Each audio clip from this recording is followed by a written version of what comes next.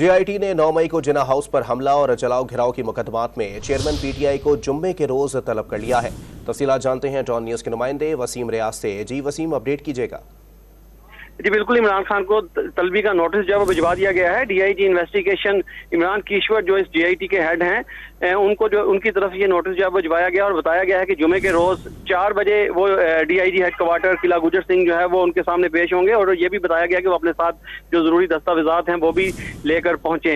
इससे कबल इमरान खान जो है वो एक दफा जेआईटी में पेश हुए, उसमें भी जेआईटी को वो डराते और धमकाते रहे, जिसकी रपट थाना किला गुजर सिंह में इंचार्ज इन्वेस्टिगेशन ने जो है वो दर्ज कर रखी है। जेआईटी ने ये चौथी मरतबा इमरान खान को तलब किया है। 2 मरतबा इमरान खान जो है वो जेआईटी के बुलाने पर नहीं आए, एक दफा पेश हुए, अब चौथी दफा जो उनको बुलाया गया है इसमें उनसे 9 मई के हवाले से पूछताछ की जाएगी और उनको पाबंद किया गया है कि वो अपने साथ तमाम जो जरूरी दस्तावेजात हैं वो लेकर आए। इससे कबल जब इमरान खान पेश हुए थे तो उनको मुख्तलिफ फुटेजेस और मुख्तलिफ क्लिप्स और जो उनको जियो फेंसिंग के डाटा के हवाले से जो है बताया गया था, लेकिन वो तसल्ली बख्श जवाब जो है वो नहीं दे सके।